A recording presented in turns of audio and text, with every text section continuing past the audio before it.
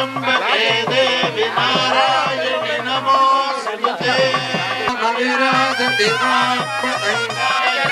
गृहे वसन्ति वसन्ति मनयो गृहे गृहे देवानां कवयः कवयो देवानां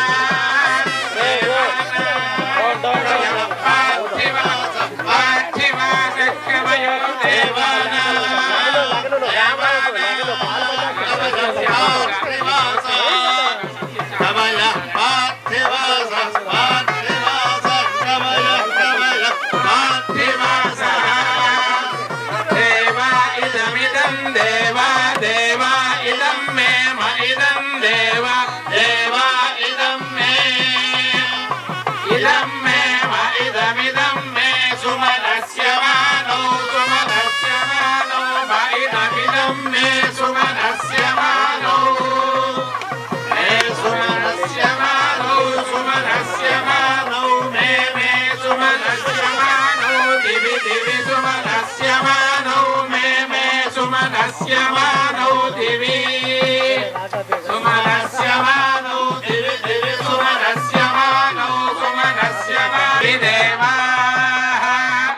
दिवि देवा देवा दिवि दिवि देवा वसवो वसवो देवा दिवि दिवि देवा वसवो देवा वसवो वसवो देवा देवा वसवो दीर्घं दीर्घं वसवो देवा देवा वसवो दीर्घं वसवो दीर्घं दीर्घं वसवो वसवो दीर्घमायुरायुर्दीर्घं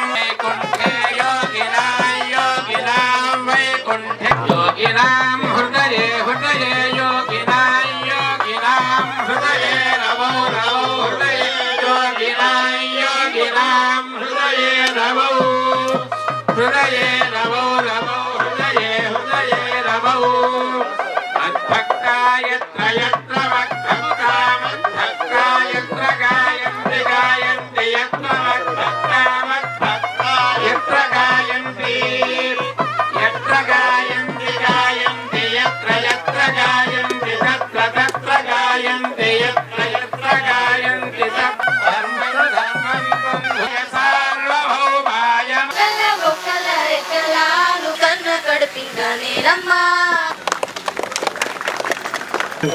ఇప్పుడు మాస్టర్ ఒకసారి నాగలితో देवा इदं मे सुमनस्य मानो दिवि देवा वसवो दीर्घमायुः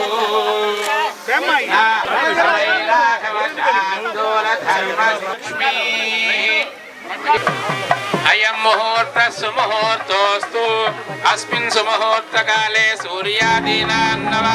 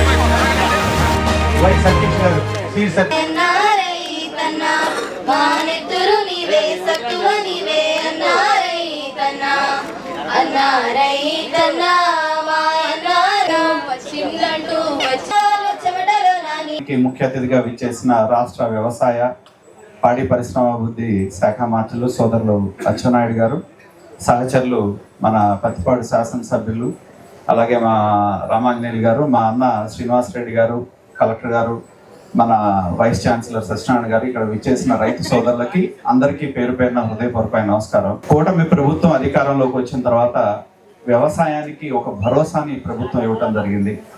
ఎప్పటి నుంచో సుదీర్ఘకాలంగా రైతుల దగ్గర ఉన్న కొన్న ధాన్యానికి పెండింగ్ ఉన్న నిధులు విడుదల చేయడంతో పాటు రైతు పంటలకి గిట్టుబాటు ధర లేనప్పుడు మనం రైతుల దగ్గర ఇవాళ రాష్ట్ర ఆర్థిక పరిస్థితిలో ఎన్ని ఇబ్బందులు ఉన్నా మా మంత్రిగా అచ్చెన్నాయుడు గారు ముఖ్యమంత్రి గారి దృష్టికి తీసుకువెళ్ళటం కానీ సమస్యల్ని లేదా తగిన నిధులు కేటాయించడంలో మరి అలు పెరగకుండా పనిచేసే మంత్రి మా అచ్చెన్నాయుడు గారు మరి రాష్ట్రంలో వివిధ పంటలకు కూడా గిట్టుబాటు ధర కోసం కృషి చేయడం జరుగుతూ ఉంది.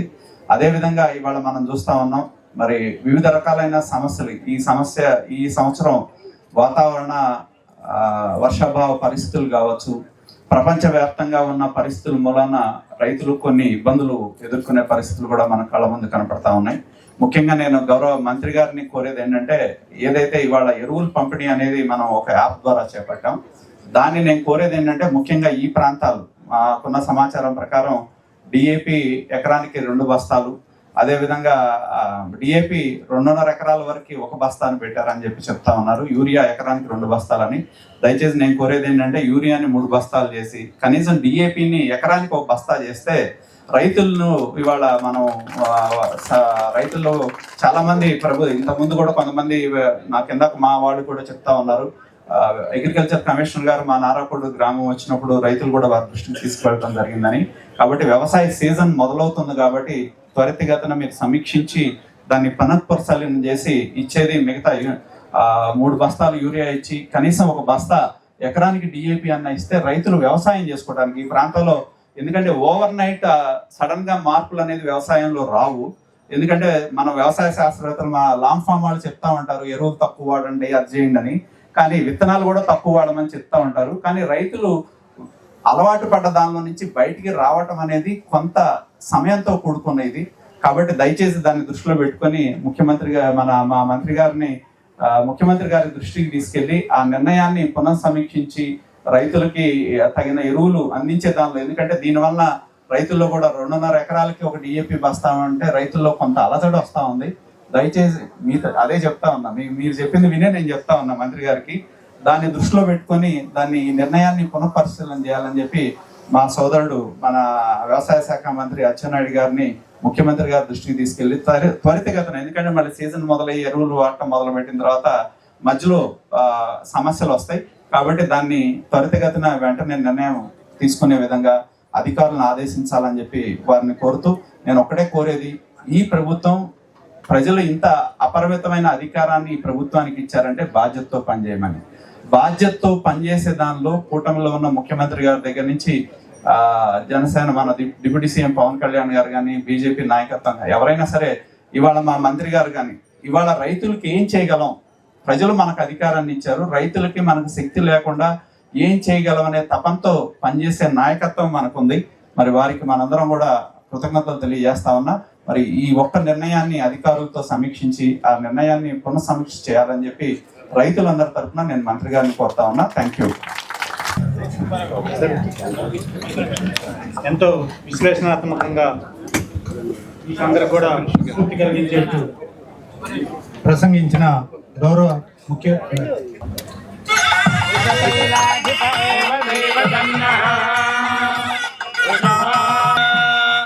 శ్రీ శ్రీనివాస పరమంధనన్న శ్రీ శ్రీనిల కళ్యాణ నిధయేర్దినా శ్రీ వెంకట నివాసాయ శ్రీనివాసాయ మంగళం. పుత్రిణః సంతు పౌత్రిణః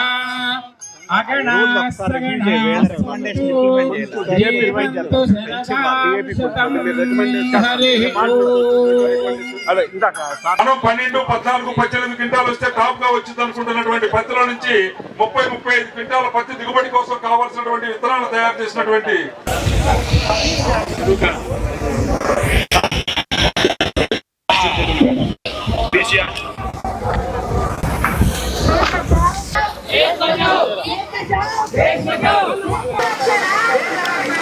ఓకే సార్.